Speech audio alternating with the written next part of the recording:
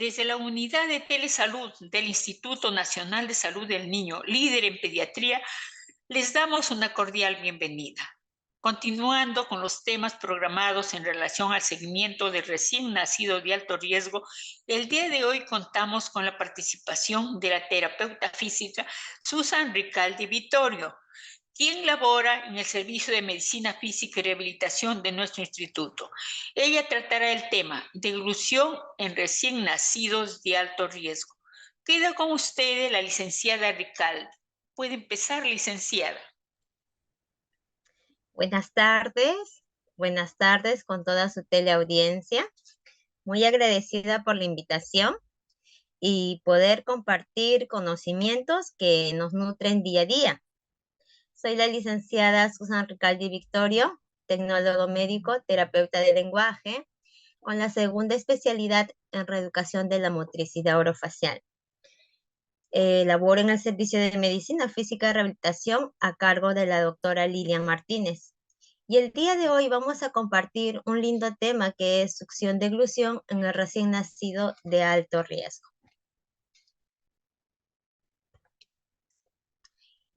Para empezar, debemos diferenciar un poquito entre el recién nacido de alto riesgo y un recién nacido que en su Apgar al nacer ha sido muy exitoso.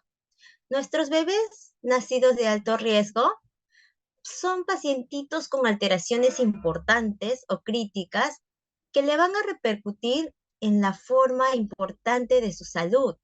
Es decir, ellos van a tener una mayor probabilidad tanto de una afectación sensorial, del neurodesarrollo, con secuelas, ¿no? En los problemas de la discapacidad, en la afectación de su crecimiento y otras morbilidades que pueden aparecer temprana e inclusive en algunos con riesgo de morir en su primera infancia. Estos pequeños van a tener atenciones asistenciales muy diferentes a lo que normalmente se tiene programado para o diseñado para nuestros niños sanos, ¿no? Pasan por CRED. En cambio, estos pequeñitos van a tener otro tipo de atenciones. Quiero recordar que nuestro Instituto Nacional de Salud del Niño, al cual es mi segunda casa, es la institución que recibe recién nacidos de más alta complejidad, que van a requerir una atención multidisciplinaria. Aquí siempre albergamos a prematuros neonatos con patologías, tanto clínica como quirúrgica, pacientes que también presentan malformaciones congénitas que requieren diferentes tipos de intervenciones, entre otras. Nos vamos a diferenciar de los otros hospitales, que es el único que cuenta con la mayor cantidad, es decir, todas las disciplinas, tanto clínicas como quirúrgicas, para que estos niños puedan salir adelante. Y aquí en nuestro querido hospital se reciben a la mayoría de diferentes regiones, es decir, desde lo más profundo de nuestro Perú. Uno de los retos más relevantes que el recién nacido de alto riesgo es la alimentación. Y ustedes saben que la alimentación es la supervivencia del ser humano, ¿sí?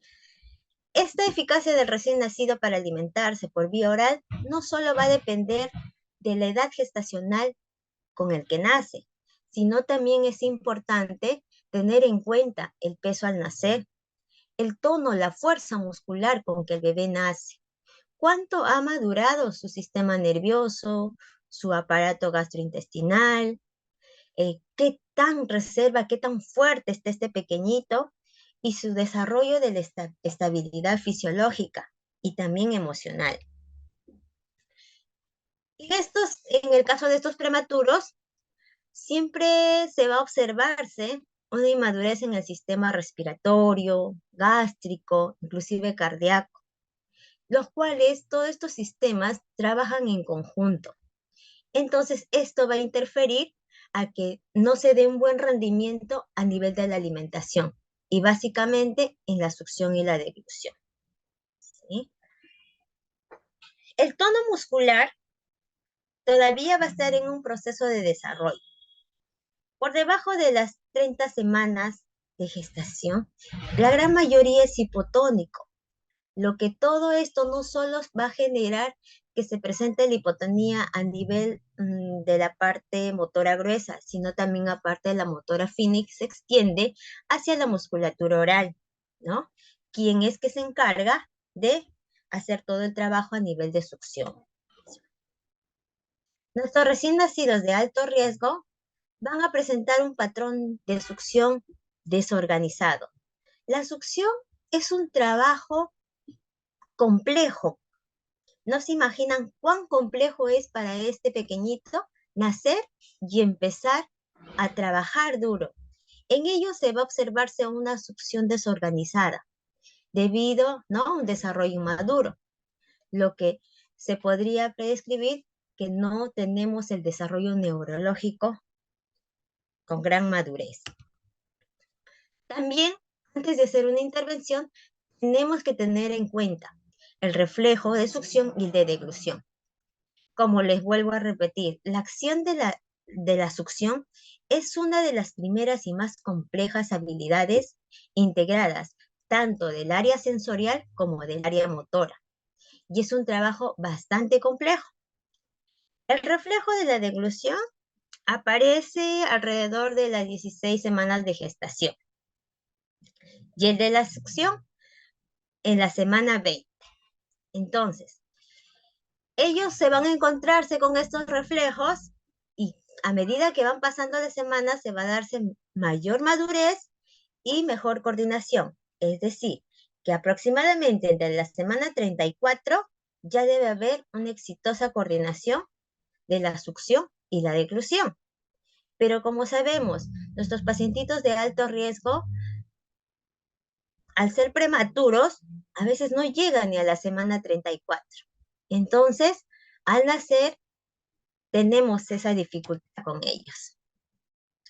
La habilidad motora oral en estos pacientes los vamos a observar de esta manera. Es decir, presentan una inmadurez a nivel oral, ¿no? ¿Qué vamos a observar en ellos? A nivel de los labios. Los labios no van a tener esa presión labial, va a haber esa dificultad para hacer el sellado bucal, ¿no? Es decir, de coger todo el pezón y atraparlo. La lengua y la mandíbula, quienes hacen un trabajo también muy importante.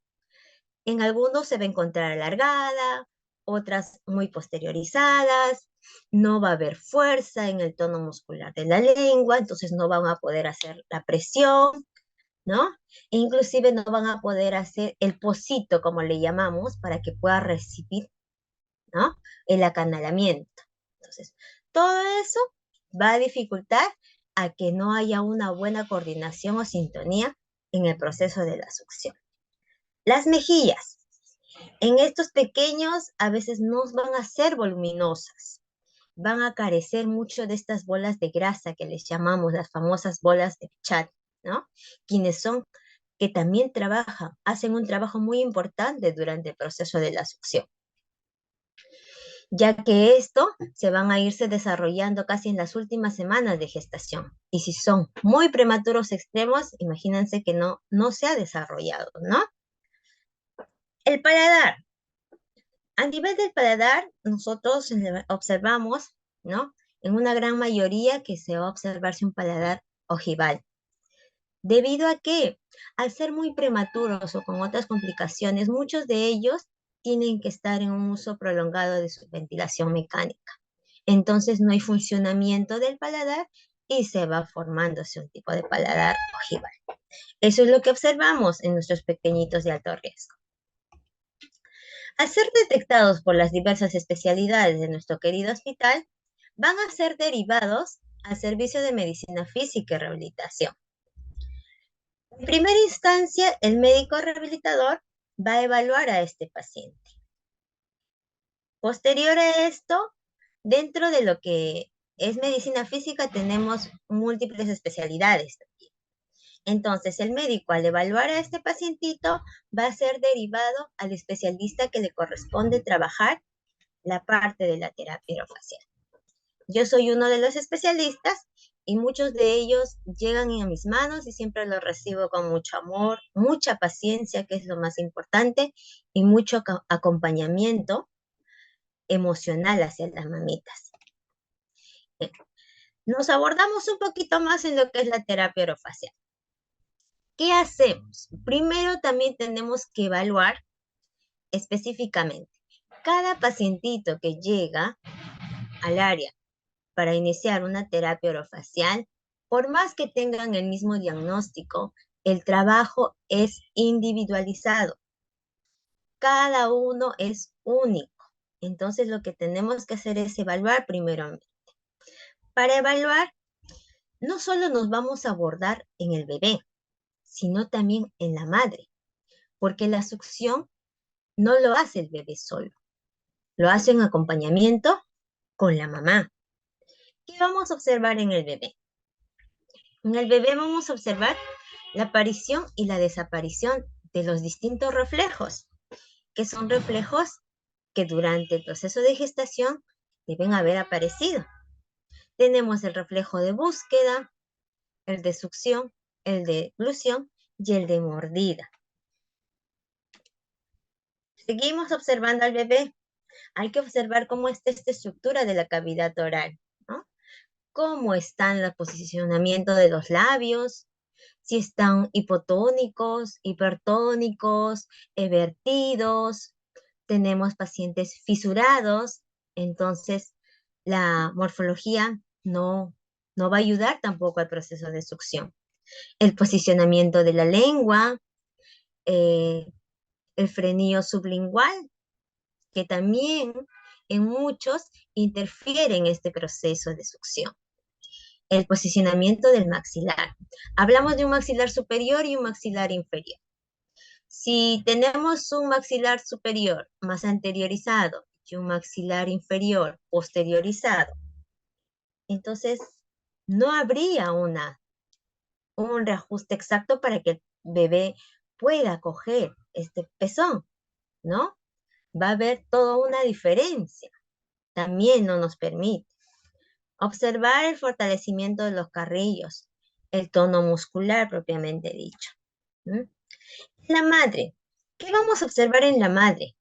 Vamos a ver la erección del pezón. Hay mamitas que a veces no se han preparado durante el proceso de gestación y no han estimulado este pezón. Toda mamá, toda mujer tiene diferente tipo de pezón. Entonces, si tenemos un pezón invertido, muy metido, le va a dificultar al bebé, aparte que no tiene fuerza en los labios, que no hace un cierre labial, con mucha más razón le va a dificultar coger un tipo de pezón así. Entonces, todo eso, o la secreción también láctea, ¿no? Si sale leche, o puede coger y no sale leche. Entonces, hay que ir entrevistando, anotando y observando todo este proceso también en la mamita. La anatomía del pecho de la mamá, ¿no? Como pueden observar, mire, aquí, ¿qué tan largo el pezón tiene que jalar el bebé para hacer la presión y lograr una succión nutritiva? Y les hacía ver en la diapositiva anterior que si yo tengo un pezón invertido o muy plano, ¿cómo le ayudamos al bebé a que logre hacer este proceso?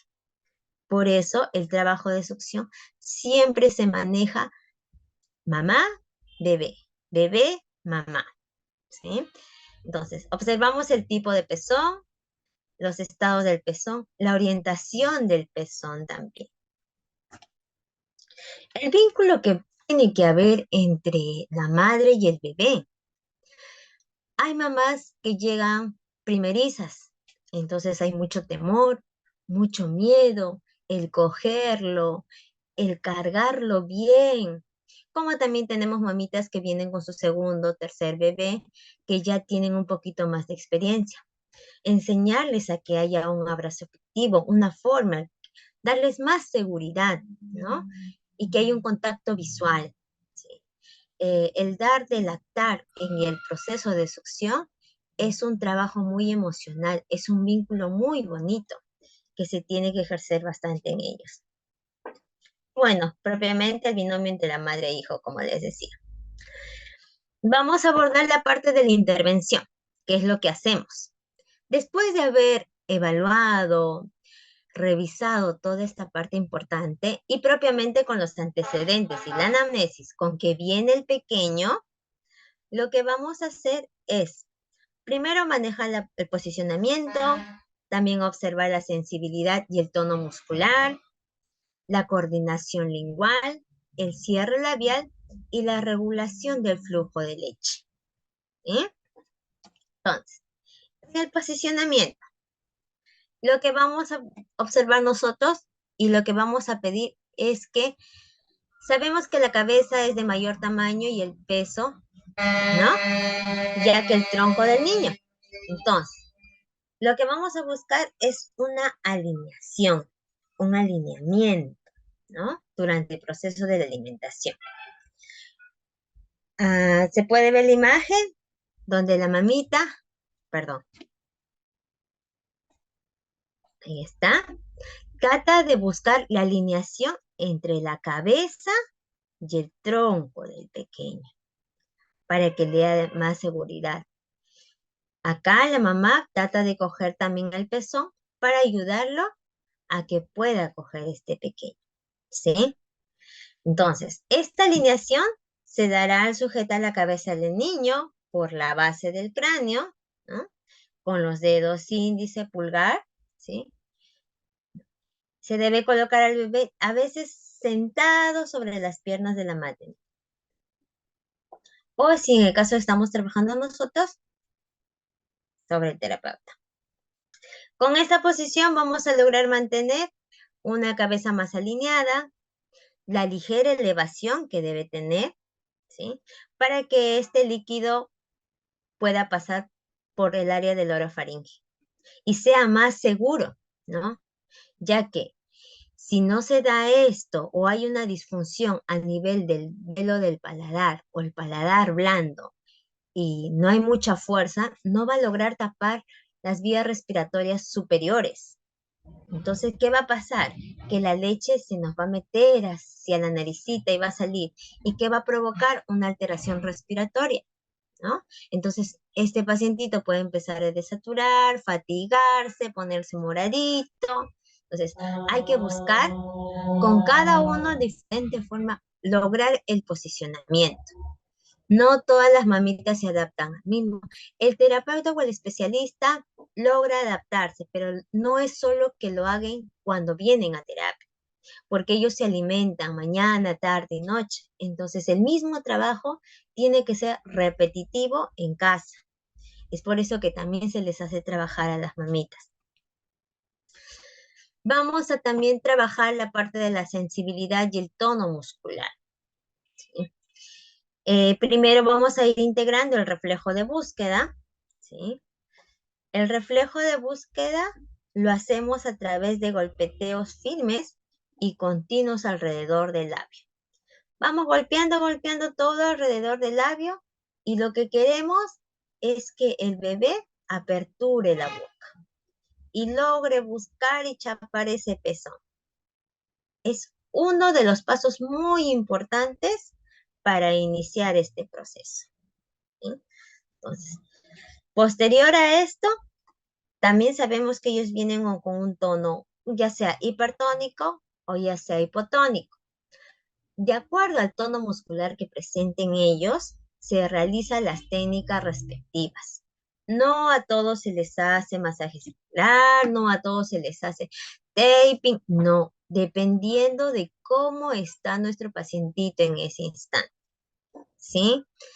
Entonces, eso es lo que logramos muscular y en el área muscular trabajamos todo lo que son las partes de las mejillas, el piso de la boca, para realizar el movimiento mandibular, los labios, los mismos músculos orbiculares de los labios, para que pueda manejar. En el cierre labial, ¿por qué es importante para nosotros?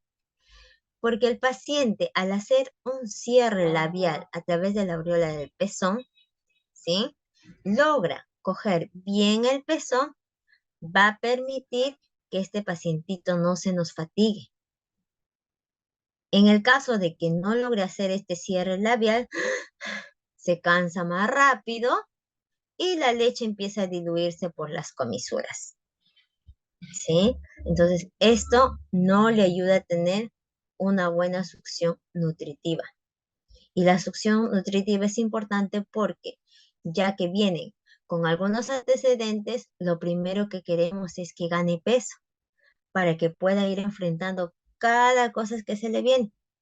Entonces, el peso es muy importante. Por eso, básicamente, la succión nutritiva se debe activarse desde un inicio. ¿Sí? La coordinación lingual. ¿Cómo vamos a ir trabajando la coordinación lingual? Al momento de succionar, la lengua trabaja de abajo, arriba y de delante hacia atrás. Ese es el movimiento que hace la lengua para ayudar a jalar la leche del pezón de la madre. Pero en estos pacientitos, si la lengua está muy hipotónica, si tenemos un frenillo corto, no va a haber una buena coordinación lingual en estos pacientitos, ¿no? A veces encontramos lenguas con mucha anteproyección o con una retroproyección. ¿Y por qué a veces encontramos así? Porque estos pequeños, al venir ya con unos antecedentes, inclusive prematuros extremos, pues tienen que estar un tiempo en la intubación o la colocación de las sondas orogástricas también, ¿no? Y se va a ver afectando el tono muscular en la lengua. La lengua está llena de muchos músculos y finísimos. Entonces, como no está usando la lengua, pues mantiene la posición en que está, cuando está con la sonda, la coordinación se ve completamente alterada. Esta alteración la vamos a ir realizando haciendo un barrido. Podemos usar mayormente trabajo directamente con guantes, introducimos los deditos, el dedito más pequeñito hacia la boca del bebé, ¿no? Facilitando el trabajo, y lo que hacemos es hacer un barrido de atrás hacia adelante, ayudándole a empezar a hacer los primeros movimientos. Tener en cuenta mucho y considerar de que no hay que irnos mucho a la parte posterior porque vamos a activar el reflejo nauseoso. El reflejo nauseoso se debe mantenerse su arcada de defensa, pero no podemos estar exacerbando esa zona. Hay que tener mucho cuidado, mucha delicadeza y paciencia, básicamente. Al hacer el barrido, buscamos que hayan movimientos de coordinación. ¿Sí? Entonces, vuelvo a repetir, cada pequeñito es diferente. Uno viene con una lengua más pequeñita, el otro con una lengua más alargada, de diferente forma. Entonces, en todos se tiene que buscar estrategias para cada quien, ¿no? Entonces, cada uno es único y hay que trabajar de acuerdo al paciente. Y el paciente también evoluciona de acuerdo a cómo va respondiendo su organismo. Hay muchos pequeños que sorprenden a lo que hacen en la siguiente sesión. Lo otro que se conversa con la mamá y se maneja mucho es la regulación del flujo de leche. Podemos haber activado, mejorado el tono muscular, lograr un cierre labial, una mejor coordinación a nivel lingual. Ya estamos yendo avanzando. Y por ahí el flujo de la leche de la mamá que sale como un chisguete, ¿no? Entonces hay que manejar eso también, es muy importante. Las situaciones que pueden ocasionar los problemas al momento de alimentar al bebé es el flujo de leche. Es la cantidad de leche que va a salir del seno de la mamá o los que usan biberón, ¿sí? En el caso del biberón, si no podemos cambiar la tetina a un orificio más pequeño, tal vez podríamos cambiar el posicionamiento del biberón, ¿no? En 90 grados, Entonces ya le permite que la leche no salga con mucha fuerza o en mayor cantidad, ¿sí? De esta manera, a pesar de la ingestión ligeramente más del aire, se favorece que el bebé realice las salvas con mayor fuerza y evita esa sensación de sentirse que se está ahogando, ¿no? Y en el caso que la mamá produzca demasiado leche, se le recomienda que primero se extraiga un poco de leche, ¿no?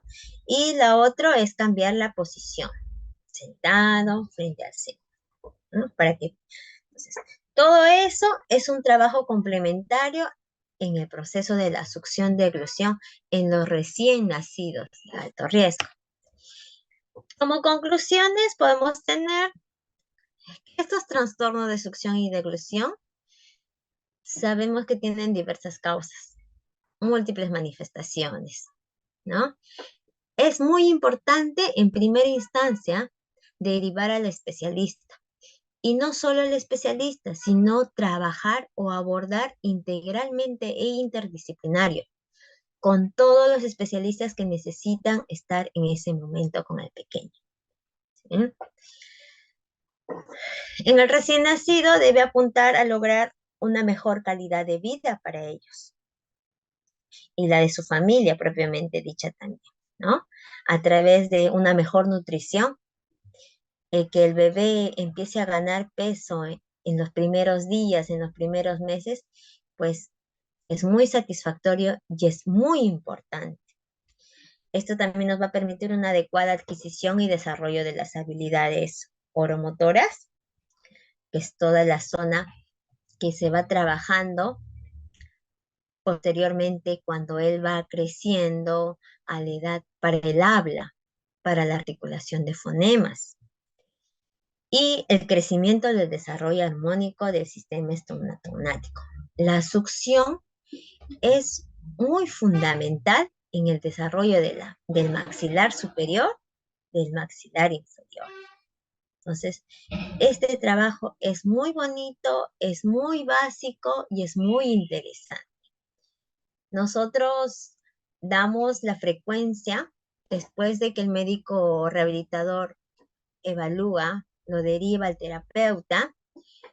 Lo que se le recomienda a las mamitas es que las terapias tienen que tener una frecuencia muy continua. Uno, porque lo necesitan. Dos, porque el trabajar continuamente nos va a ayudar a tener mejores resultados, mejor respuesta evolutiva. Y los días que no tienen terapias, se les integra a las mamás que ellas aprendan en hacer. Muchas mamás han logrado, lo hacen y vienen muy contentas y muy satisfactorias. Como también tenemos mamitas con muchos temores, muchos miedos, pero como les decimos, nada es imposible, todo se aprende, vamos, sí podemos. ¿Sí? El motivar a una mamá para salir adelante con este pequeñito, ya que ella viene con una carga emocional, con todo lo que ha atravesado, múltiples cosas, a veces el hecho de motivarla con las palabras y hacer y ver un pequeño logro de su bebé es una gran alegría. Entonces, nuestro Instituto Nacional de Salud del Niño siempre está dando alegrías a todas las familias. Espero haber compartido estos conocimientos el día de hoy.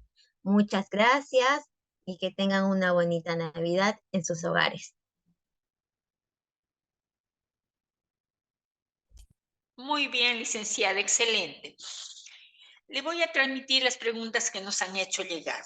Nos preguntan, en caso de que el niño tenga paladar hendido o labio leporino, ¿existe el reflejo de succión y deglución? Pero anatómicamente no están en condiciones de realizarlo. ¿Qué recomendaciones daría a los padres al respecto? Gracias. En el caso de estos pacientes fisurados, a simple vista, no tenemos, en el caso de la fisura labial, pues los labios no van a lograr hacer un cierre labial. En el caso de la fisura a nivel del paladar, la leche se nos puede escapar e irse por la nariz. Ellos, antes del trabajo de la succión y deglución o de llegar al especialista, están pasando también por otras especialidades, las cirugías de cabeza y cuello, y entre los otros especialistas que les van dando algunas alternativas como iniciar, pero no tampoco se espera a que se dé primero la operación. Si se da la operación, bien, y si no, lo que hacemos o lo que trabajamos es ir mejorando el área de la sensibilidad. De por sí estos niños van a ser intervenidos y la sensibilidad intraoral se va a ver alterada, ¿no? Entonces, se va estimulando la parte de la sensibilidad intraoral, se va estimulando el movimiento sincrónico que se puede hacer, ¿sí? Entonces, cada niño es muy diferente. No es que viene directo a hacer la activación de la succión de oclusión paciente fisural.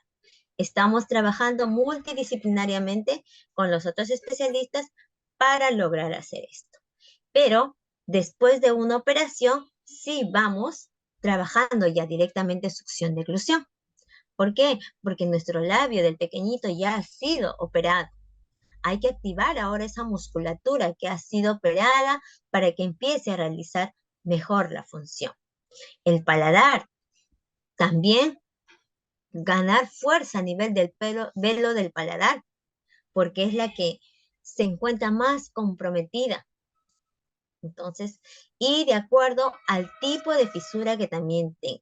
No solo tienen una fisura labial, vienen comprometidas fisura labial, fisura del paladar, fisura velopalatina, a veces muy completa. Entonces, es dependiendo de cada paciente. Por eso primero siempre se hace una evaluación y luego se realizan los objetivos del tratamiento que hay que realizar a este pacientito. Muy bien, licenciada. Tenemos conocimiento de que en odontopediatría hay una unidad de fisurados. ¿Sabe usted cuál es la labor de ellos si realizan algún tipo de prótesis?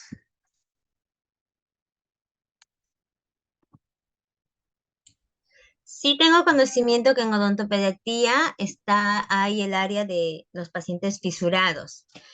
Al inicio hacen una pequeña prótesis para poder evitar de que la leche salga por la naricita, ¿sí?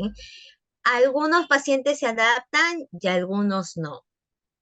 Va dependiendo mucho de la respuesta fisiológica del paciente también, de la sensibilidad que ellos tienen, ¿no? Entonces, por eso les manifestaba, el trabajo es multidisciplinario.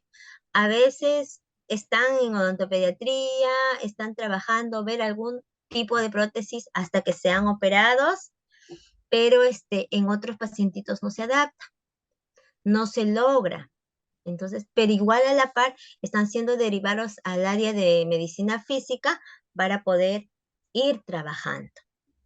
Pero sí es muy importante que también los pacientes fisurados pasen por odontopediatría, ¿no?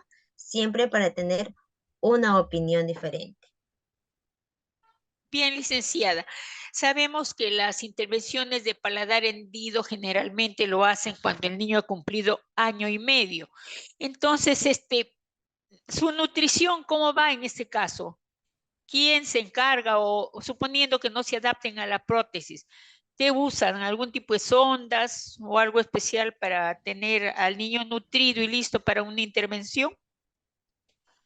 En el caso de, sí, es muy cierto, las intervenciones del paladar se dan a partir del año y también dependiendo si ya está el niño predispuesto a ser operado. Hay niños que llegan al año y tienen bajo peso o no cumplen las condiciones, entonces también se va demorando ese proceso de operación. Se habilita posturas para ser alimentado. En el caso de que no hayan las prótesis y no se adapten a estas prótesis, se habilitan las posturas para ser alimentado. Por eso es que es importante. Si es un niño de alto riesgo, tiene un problema a nivel motor, entonces trabajar terapia física, trabajar terapia ocupacional, ¿no? ¿Para qué? Para mejorar ese control de tronco, ese control cefálico y la alimentación tendría que ser sedente, ¿Mm? Claro que tenemos niños también con parálisis cerebral que a veces todavía no se logra eso. Si nuestro niño se adapta al mejor posicionamiento y se da su alimentación, vamos enseñando técnicas a las mamás cómo alimentar de acuerdo a cada niño. Lo que se hace es enseñar. El niño no controla tronco. Muy bien, a ver, vamos a manejar esta posición. El niño no controla la cabecita. No, me tienes que manejar esta posición. Vamos. Es el posicionamiento de la alimentación. Si lo enseñamos, lo tenemos que trabajar. La estimulación de la textura del alimento también. Pero si nuestros niños están con muy bajo peso, no esta alimentación que estamos tratando de darle por vía oral y viene comprometido con otras alteraciones, no nos está permitiendo subir de peso y tener un buen crecimiento, pues se va derivando a gastro para que tal vez le puedan colocar la sonda, porque es importante que no nos baje de peso, pero a la par seguir trabajando la terapia orofacial para ayudar a facilitar una buena deglución o una ingesta de alimentos. Cada niño es muy diferente.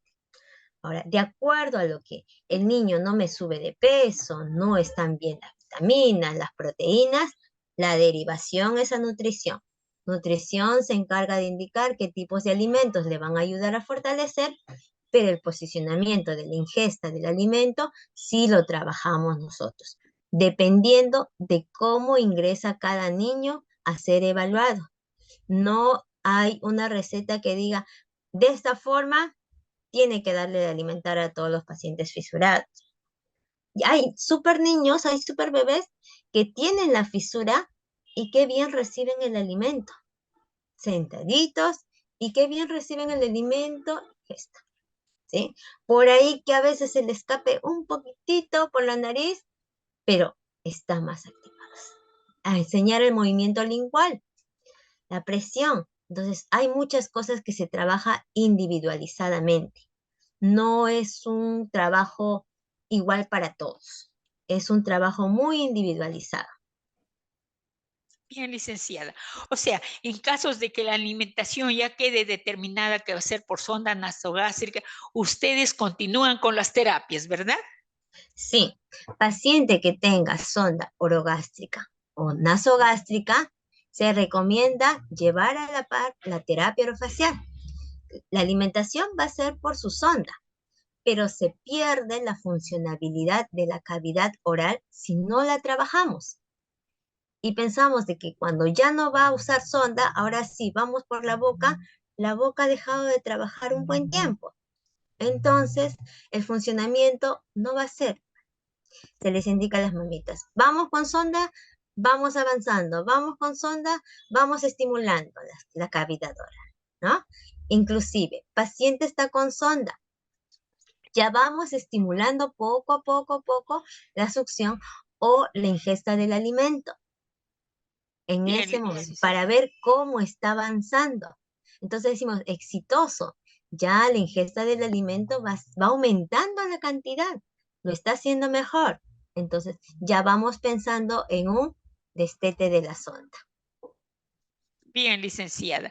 Nos preguntan por el chat. Buenas tardes. En el caso de una fisura labiopalatina antes de la cirugía, ¿hay un método con la ayuda de la cinta quirúrgica y en qué caso no se aplica? Con la cinta quirúrgica, ¿me Sí, por el repite, chat por nos favor? preguntan. Sí, A por ver, el chat nos preguntan. En el ajá. caso de una fisura labiopalatina antes de la cirugía, ¿hay un método con la ayuda de la cinta quirúrgica y en qué casos no se aplica? Mire, no he usado la cinta quirúrgica con mis pequeños, no lo he usado, no le podría dar referencia, pero yo creo que por decir, también tenemos pacientes hospitalizados donde subimos a poder verlos, pacientes fisurados que están hospitalizados. Eh, no he probado todavía, sinceramente, la cinta quirúrgica. El trabajo más directo que he realizado es manualmente, donde han habido buenos resultados. Pero muy interesante su pregunta. Bien, licenciada. Dice, cuando el niño se queda dormido al iniciar la succión, ¿qué debe hacer la mamá?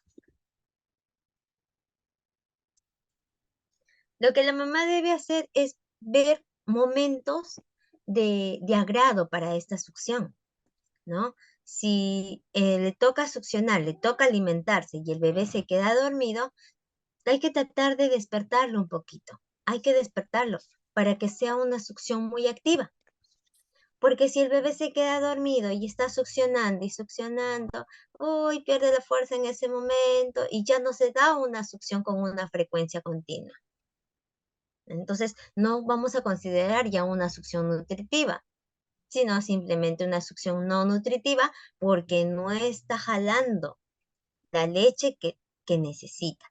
Siempre hay que estar en el momento de la succión, hay que ver la parte emocional, la parte del contacto visual, contacto físico, irle cantando, hablar con el bebé, ¿no? De nada vale que nos esté durmiendo. Vamos, vamos, le despertamos. Las mamás somos muy estratégicas, muy creativas. Entonces, a cada mamá se le prende el foquito en crear algo para que este bebé esté despierto y tenga ese vínculo afectivo y un proceso de alimentación muy exitoso. Bien, licenciada. Nos preguntan, doctora, buenas tardes. En mi posta llegó un bebé de 10 meses y su mandíbula está desviada a la izquierda y sus dientes anteriores de abajo están para la izquierda y la línea media está alterada. Dice su mami que ella juega mucho con su lengua y tiene succión digital. Esta pacientita que me indica que tiene 10 meses debe haber pasado también por el área de odontopediatría para ver y observar, ¿no? El posicionamiento de los dientecitos. Que haya movilidad lingual es muy bueno. Que la mandíbula esté desviada, hay que ver el antecedente, por qué la mandíbula está desviada a la izquierda. Hay mucho posicionamiento tal vez hacia el lado izquierdo, la mamá lo gira más hacia el lado izquierdo o tenga asociado alguna otra patología, tal vez por ahí no se han dado cuenta y hay una parálisis facial de hacia de un lado que no sea muy marcada y todo se nos está desviando hacia un lado. Los músculos de ese lado más predominante está trabajando, por eso encontramos una desviación. Hay que ver qué está pasando antes, ¿sí? Todo Nos, com- tratamiento se va a realizarse de acuerdo a lo que se encuentre en el pacientito. Bien, licenciada, nos complementa, dice, estoy en una posta 1-2, pero ella cuando tiene postura normal se le ve la desviación en la parte facial. Si observamos la desviación, entonces en la carita. Sí, Entonces, hay que ir descartando, hay que pasar las otras especialidades, porque no solo es ver que no nos succiona bien, no nos alimenta bien, sino que hay otra cosa más que ha conllevado a esto. Yo recomiendo que pueda ser derivado y pase por el área de neurología, el área de odontopediatría, para ir viendo un antecedente más certero, qué es lo que ha pasado para que se pueda darse esta desviación. Y si por decir presenta la parálisis facial de la hemicara, ¿no? Hay que trabajar otras técnicas adicionales a esto, no las básicas para que pueda succionar o jalar, ¿no? Otras técnicas para buscar una simetría facial de ambos lados. Cuando hay una parálisis facial, así sea leve, el lado sano va a ser el más predominante. Entonces, va a comer por ese lado, los labios más para ese lado, la lengua le gusta jugar para ese lado. Inclusive con la lengua empujará los dientecitos y todo eso. Ahí hay que aumentar otro tipo de técnicas para poder trabajar en este paciente. bien, licenciada. También se le recomendaría pasar por el servicio de cabeza y cuello y maxilofacial, ¿verdad? Exacto, ¿no? Cuando pasamos primero por neurología, que es algo básico importante, porque se ha dado esta parálisis facial, el médico especialista nos va a derivar a las otras especialidades. Dentro de ello es maxilofacial, cirugía cabeza y cuello, para poder ir analizando cada uno, pero trabajando en conjunto. Bien, licenciada. Muy interesante el tema, ya no tenemos más preguntas. Gracias, licenciada, por haber expuesto un tema en bien del personal de salud y la comunidad y que pues redundará en el beneficio de nuestros recién nacidos del país, sobre todo en los de alto riesgo. Gracias. ¿Alguna recomendación final? Las dudas que ustedes pueden tener, mamitas, siempre serán resueltas y no tengan miedo. Vamos, todo es posible. Se han logrado muchas cosas con los pequeñitos de alto riesgo. Los pequeñitos de alto riesgo tienen muchas super habilidades. Siempre la intervención temprana a tiempo es muy importante. Gracias a cada uno de ustedes y les vuelvo a repetir que pasen una bonita, feliz Navidad con mucha salud en compañía de sus familiares. Gracias. Bien, licenciada. Agradecemos también a quienes se conectaron con nosotros el día de hoy y les recordamos que este interesante tema queda colgado en la página web y canal de YouTube de Telesalud del Instituto Nacional de Salud del Niño, donde pueden revisarlo libremente. Muy buenas tardes a todos.